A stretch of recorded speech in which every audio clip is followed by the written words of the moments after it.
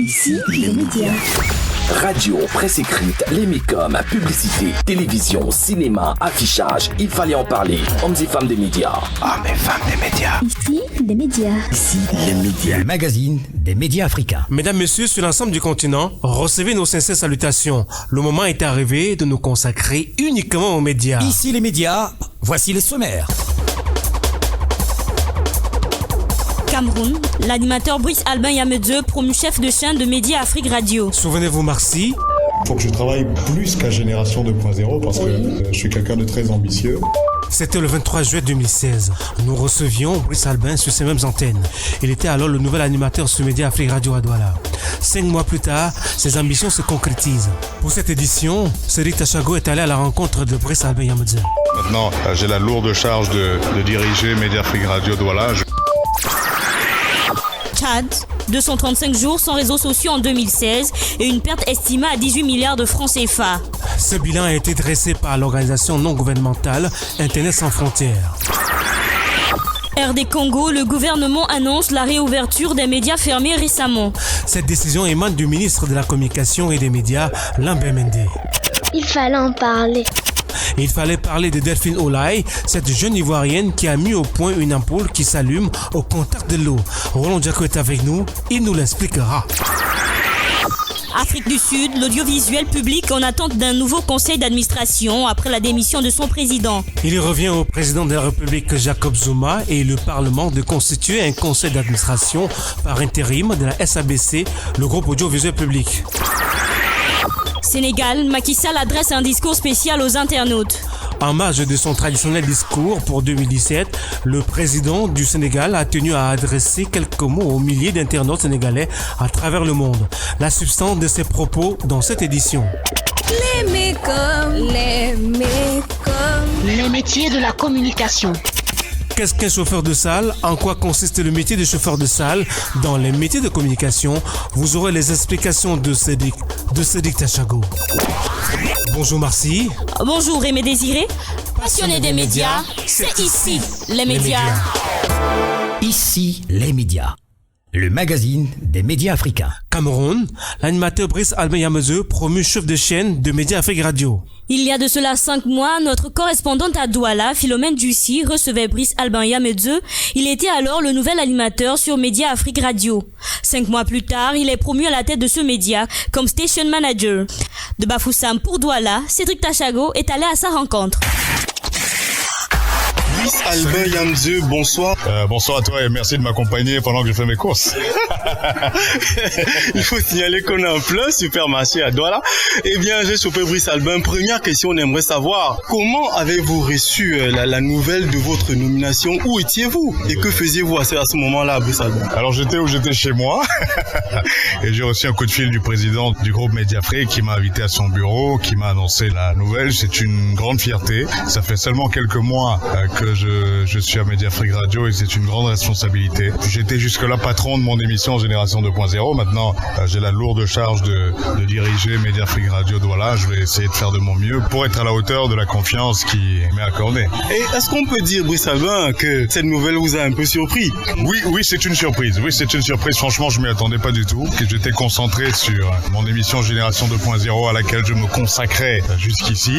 Je m'attendais pas du tout à ce que ça tombe, en tout cas pas maintenant. Honnêtement, pas maintenant, même si ça fait de nombreuses années que j'ai l'ambition d'être à la tête d'une radio. Je suis d'ailleurs un peu à la tête d'une radio aujourd'hui vu que j'ai monté J2 sur cette radio. Là, il s'agit de toute autre chose. Média Afrique, c'est un énorme projet et vraiment merci encore une fois au président de Média Afrique Group pour la confiance qu'il m'accorde en me nommant à ce poste. Qu'est-ce que cette promotion représente un peu pour votre carrière? Un pas en avant, forcément. Je passe de patron de l'émission de radio, comme je disais tout à l'heure, à patron d'une équipe. Parce que là, c'est plus que l'équipe de Génération 2.0 que je vais diriger, mais toute l'équipe de Média Afrique Radio. C'est énormément de responsabilités. C'est un couteau à double tranchant. Là, j'ai obligation de résultat. Ça va être ma première expérience en tant que chef de chaîne d'une radio. Ça va être ma toute première expérience et je vais essayer de faire de mon mieux pour pas décevoir ceux qui croient en moi et pour faire de Média Afrique Radio la radio numéro 1 du Cameroun parce que c'est l'ambition. Il y a J237, la radio que vous avez mise en ligne. Il y a plein de projets sur lesquels vous travaillez. Également, également, il y a cette émission Génération 2.0 que vous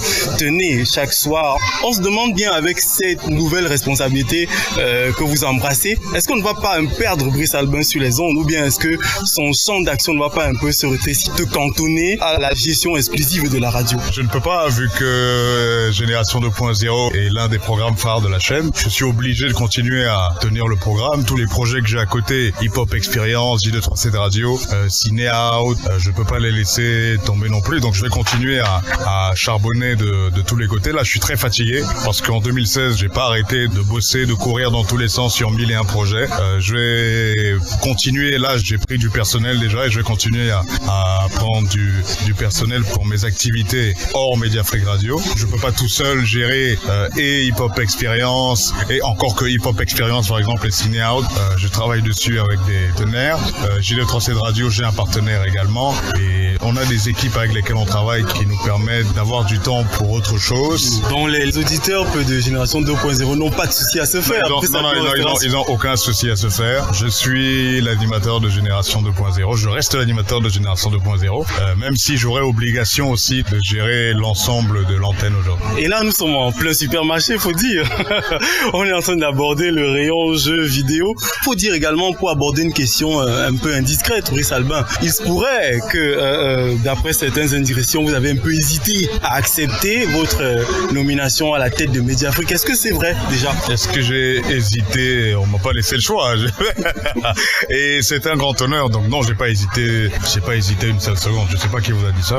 Je suis quelqu'un, pour ceux qui me connaissent, de très ambitieux, et chaque fois qu'il y a un nouveau défi, je me tiens prêt à le relever. Donc croyez-moi, je vais donner le maximum sur Média Afrique Radio, comme dans toutes les émissions que j'ai présentées, comme dans tous les projets sur lesquels je travaille. Là, je suis très content parce qu'il y a J237 Radio d'ailleurs qui a reçu un prix récemment au High Session Award, et puis on a été invité au MTV Africa Music Award pour ceux qui sont sur les réseaux sociaux qui ont pu le voir.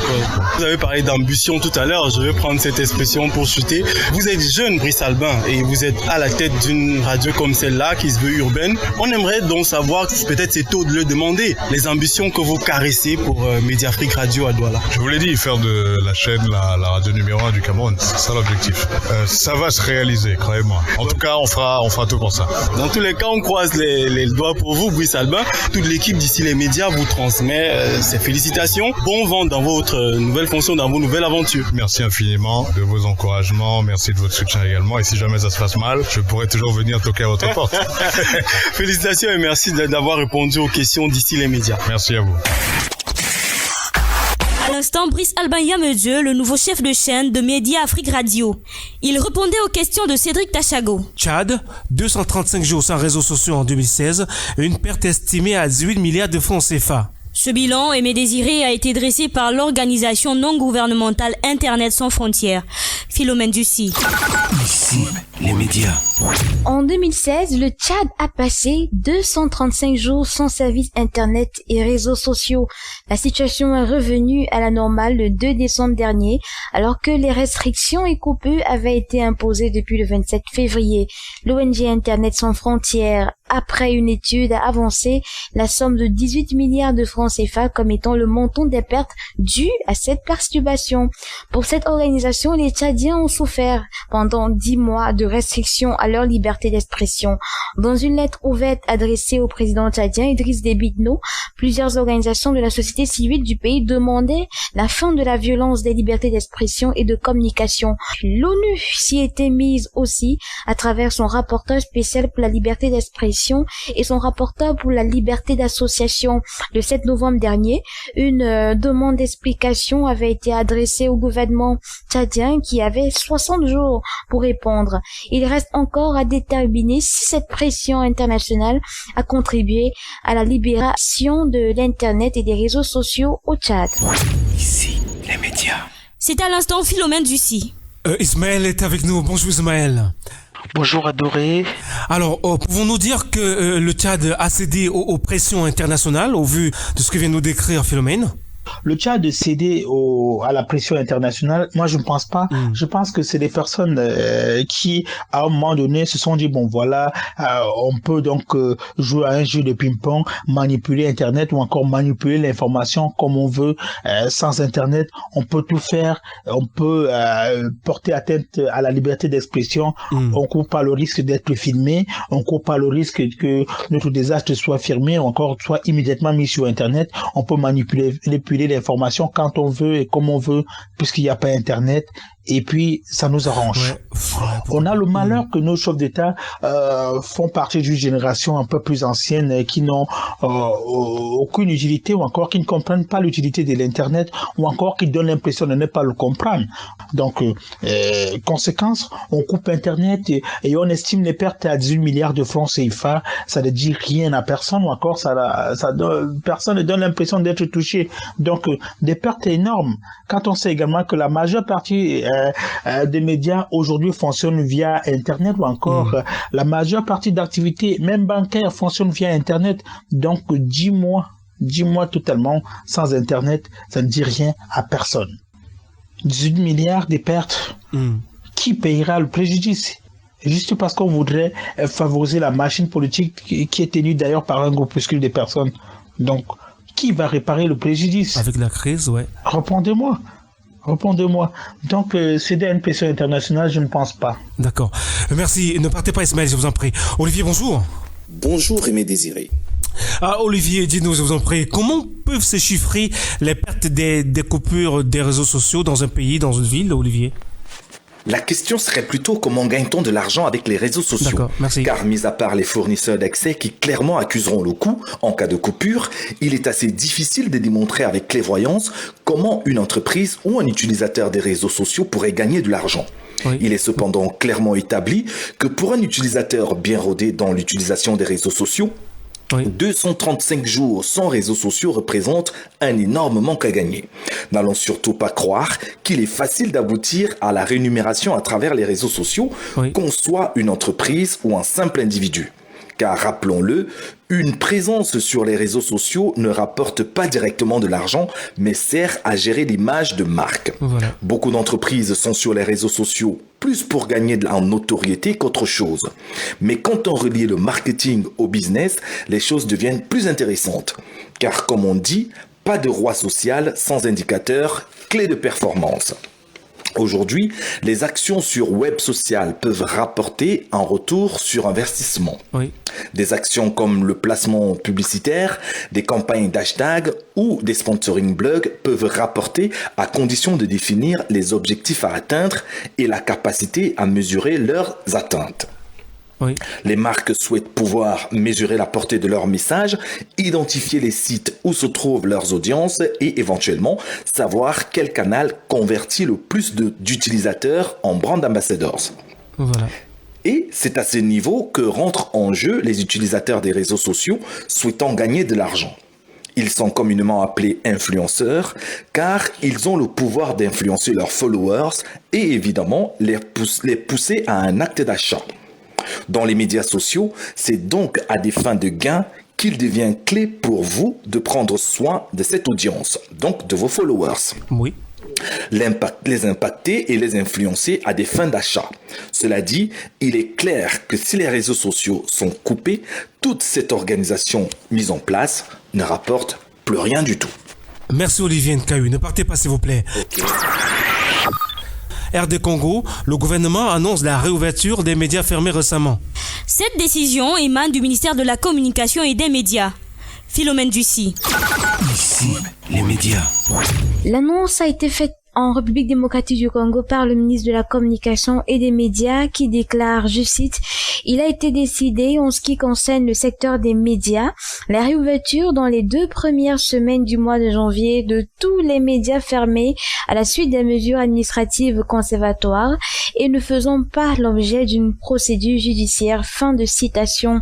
Lambert Mende a animé une conférence de presse à Kinshasa ce début janvier 2017.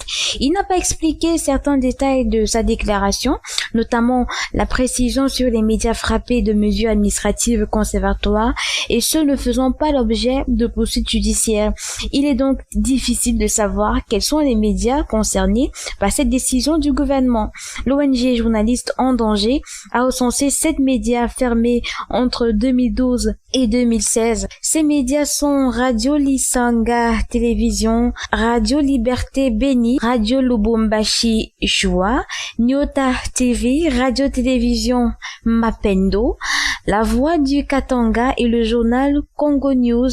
Concernant la chaîne CCTV, le ministre Lambert Mende explique qu'il a demandé aux responsables de ce média de s'adresser au gouvernement provincial. La décision de rouvrir les médias dits de l'opposition découle de l'accord politique signé le 31 décembre 2016 entre le pouvoir et l'opposition en République démocratique du Congo. Ici, les médias. À l'instant, Philomène Ducy. Cédric reste avec nous. Cédric, que vous inspire cette décision de rouvrir les médias au Congo ? Eh bien, au regard de cette actualité, on peut dire que la RDC commence cette année 2017 sous de meilleurs auspices dans le secteur médiatique. Ouais. Ceci dans le sens où la démocratie sera un peu plus révigorée par le fonctionnement de ces instruments de communication.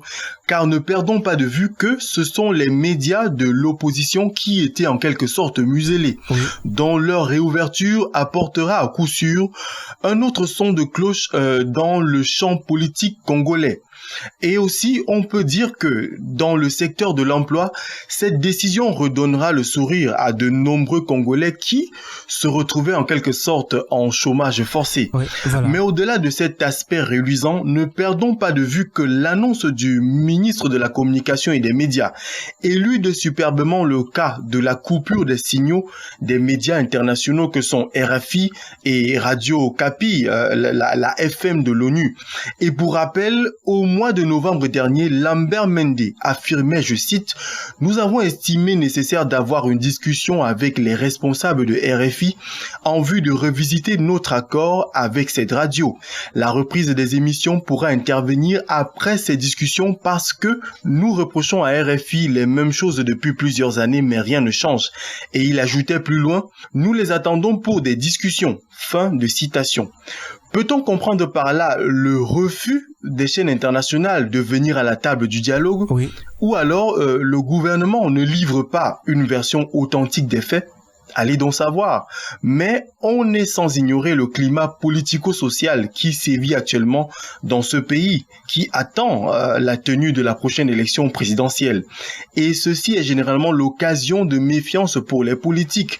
Donc en somme, la décision de rouvrir certains médias est salutaire, mais le flou qui est entretenu pour d'autres fait qu'on est clairement en face d'une décision de 2 poids, 2 mesures.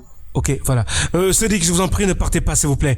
Alors, Ismaël, dites-nous, parmi ces médias, on peut citer Nyota TV, Radio Télévision Mapendo, qui appartiennent à l'opposition, notamment l'opposant Moïse Katumbi. Peut-on parler ici d'une première victoire pour l'opposition, Ismaël ? Je ne considère pas la réouverture des radios personnellement comme une victoire de l'opposant Moïse Katumbi ou encore une victoire de l'opposition à partir du moment où je sais que le gouvernement congolais joue un jeu de ping-pong avec des médias. Parce que il est tout de même normal qu'à un moment donné, on arrête à s'en prendre aux médias et à comprendre qu'en réalité, des médias ne peuvent tout de même pas caresser au sens du poids tout ce que le gouvernement fait. Et même si à un moment donné, il y a donc des médias étatiques qui pourrait essayer donc de caresser au sens du poil ou encore d'apprécier, d'applaudir ce que fait le gouvernement. Il faut que le gouvernement comprenne qu'en réalité la démocratie fait partie des critiques. Oui. La démocratie fait partie aussi du fait que à un moment donné dans un État qu'il y ait des médias qui applaudissent ce que fait le gouvernement et qu'il y ait des médias qui tirent également sur le gouvernement. C'est aussi ça la démocratie et la liberté d'expression. Voilà. On espère que le gouvernement de Kinshasa aurait compris quelque chose pour ce qui est donc de la réouverture des radios et que de dorénavant on ne fermera pas des radios quand ça nous arrange pas et qu'on les ouvrira pas quand ça nous arrange et qu'on verra grandir des radios de l'opposition dans le pays pour ce qui est pour l'instauration d'une véritable démocratie dans le pays. Et d'ailleurs, et cela traduit aussi quelque part, si vous voulez bien, une avancée pour l'opposant Moïse Katumbi qui ne renonce pas pour ce qui est donc de sa candidature à la présidentielle et même pour l'opposition en général. C'était Ismaël Karim, notre correspondant à Paris. Il fallait en parler. Il fallait en parler.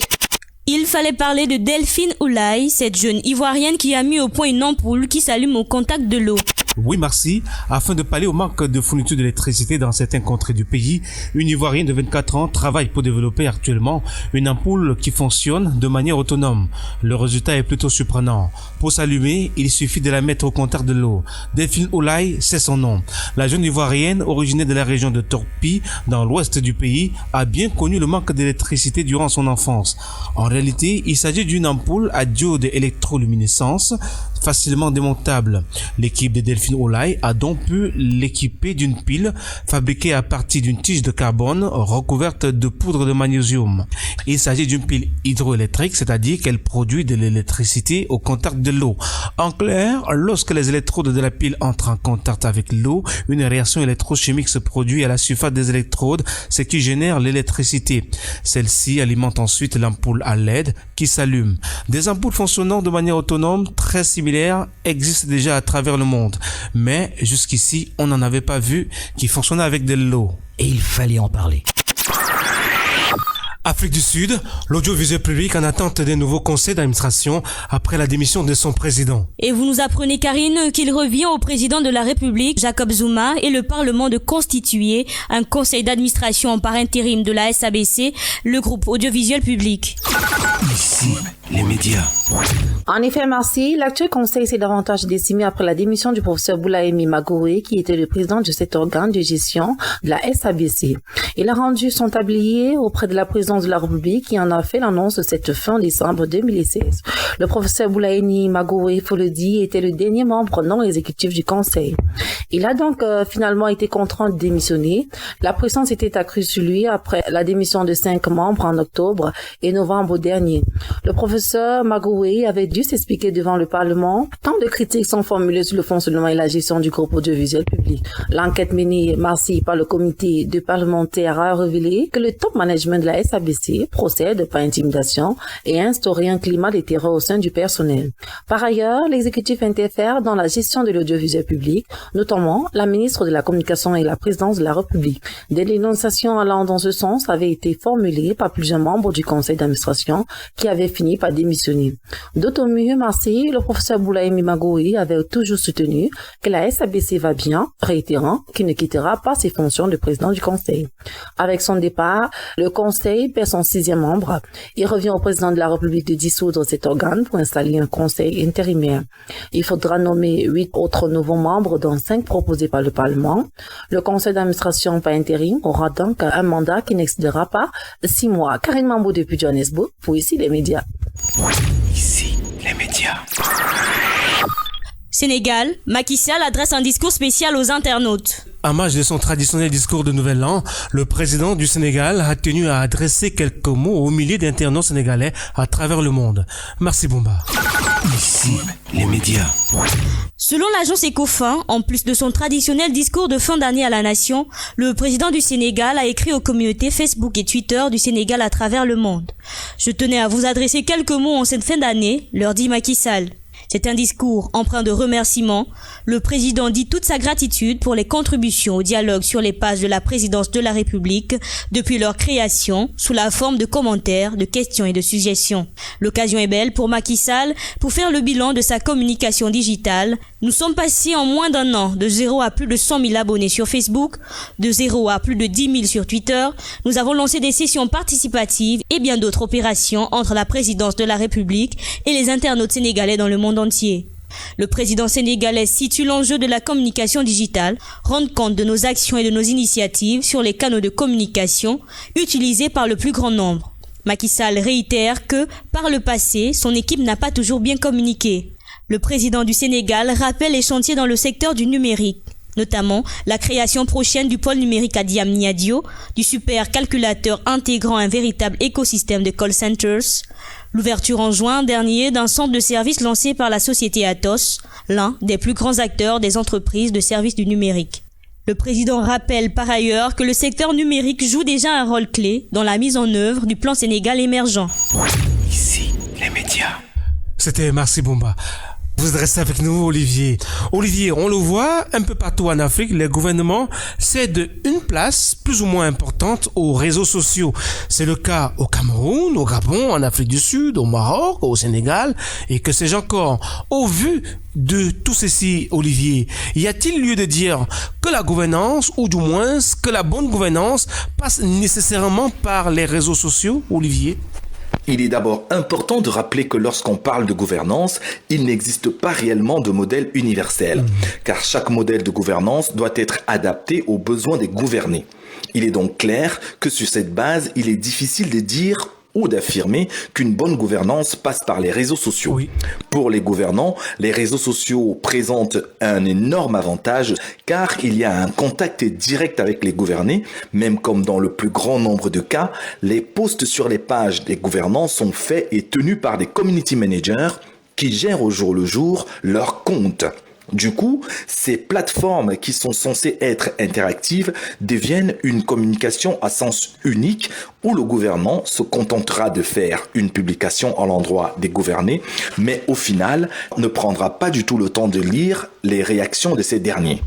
L'avantage, en revanche, que représentent les réseaux sociaux pour les gouvernants, c'est incontestablement leur vitesse dans la diffusion de l'information et le gros impact que cela peut provoquer. En définitive, les réseaux sociaux participent à la gouvernance d'un État, c'est indéniable, mais attention, si on veut s'adresser à ces gouvernés, il faut être sûr qu'ils disposent des mêmes outils. Merci Olivier. C'était Olivier Nkayu, notre correspondant à Strasbourg. Les métiers de la communication. Qu'est-ce qu'un chauffeur de salle? En quoi consiste le métier de chauffeur de salle dans les métiers de la communication? Voici les explications de Cédric Tachago. Eh bien, détrompez-vous de prime abord, le chauffeur de salle ici n'a pas pour vocation de tenir le volant d'une voiture ou d'une moto par exemple, mais plutôt il se charge de tenir le volant de l'ambiance au cours d'une production audiovisuelle. Par définition, c'est un animateur chargé de détendre et de faire réagir le public assistant à un spectacle ou à l'enregistrement d'une émission de télévision. Rire, applaudir, pleurer, chanter, huer, tout devient possible sur les plateaux TV grâce à ce professionnel de l'ambiance. Il n'est donc pas question que les téléspectateurs s'endorment devant leur petit écran. Pour cela, la production pense à tout, même à orienter les émotions du public sur un plateau de télévision. Parce que le public fait aussi partie du spectacle. Homme de l'ombre, il fait régner l'ambiance sur les plateaux. Le chauffeur de salle sert d'interface entre la réalisation et le public. Muni d'un casque, il reçoit en temps réel les instructions de la régie et les répercute à l'assistance. Avant tout animateur, il est là pour coacher le public selon ce qui se passe ou ce qui se dit en toutes circonstances. Les règles de l'émission, ses articulations, les temps forts, il plonge le public dans le bain du programme afin que ce dernier ne soit pas surpris. Imaginez par exemple la tristesse qu'il y a d'assister à un spectacle comique où personne ne rit. Pour éviter l'absence au potentiel de réaction du public et l'impact que cela entraînera sur l'artiste et sa prestation, le chauffeur de salle prépare l'assistance à éclater de rire à la moindre drôlerie de l'artiste qui joue sur la scène. Si ce n'est pas suffisant, le chauffeur de salle peut recourir à des panneaux indiquant ce que les spectateurs doivent faire. Par exemple, riez, taper des pieds, taper des mains, etc. pour que le téléspectateur derrière son écran ait la nette impression d'être dans une atmosphère festive. Le chauffeur de salle dans certaines structures audiovisuelles se charge également de sélectionner des morceaux de musique pour une émotion selon le type de public et selon la tranche horaire. Il reçoit les invités et se charge du briefing sur l'ambiance du programme. Dans l'ensemble, il s'occupe du rappel des règles d'usage pour une production optimale. L'événement l'événementiel, le spectacle vivant, la radio et la télévision, tels sont ses principaux secteurs d'activité. Et comme principale compétence, il doit maîtriser les techniques d'animation, de diction et de gestuelle. La concentration et la facilité de transmission doivent être un impératif dans l'exercice de ses fonctions. Ainsi, les métiers de la communication étant divers et variés, à vous de tracer votre chemin. Maintenant que vous savez en quoi consiste le métier des chauffeurs de salle, à vous de prendre la bonne décision pour une meilleure intégration dans le monde de la communication. Ici, les médias. Le magazine des médias africains. Passionnés des médias, vous avez écouté cette autre édition d'Ici les médias. Soyez-en remerciés. L'équipe au grand complet, producteur Ada Production, coproducteur Record FM Gabon, nos correspondants Roland Diakou à Libreville au Gabon, Philomène Dussi, Cédric Tachago à Douala au Cameroun, Ismaël Karim à Paris en France, Olivier Nkayu à Strasbourg, Karine Mombou à Johannesburg en Afrique du Sud et Teddy Patou au Maroc. Retrouvez ce programme sur notre page Facebook, Ici les médias. Dans ce studio, elle, Marcy Bomba. Lui, Aimé Désiré. Passionnés des médias, c'était ici, les médias. Prenons rendez-vous sur votre radio. Production Adaprod.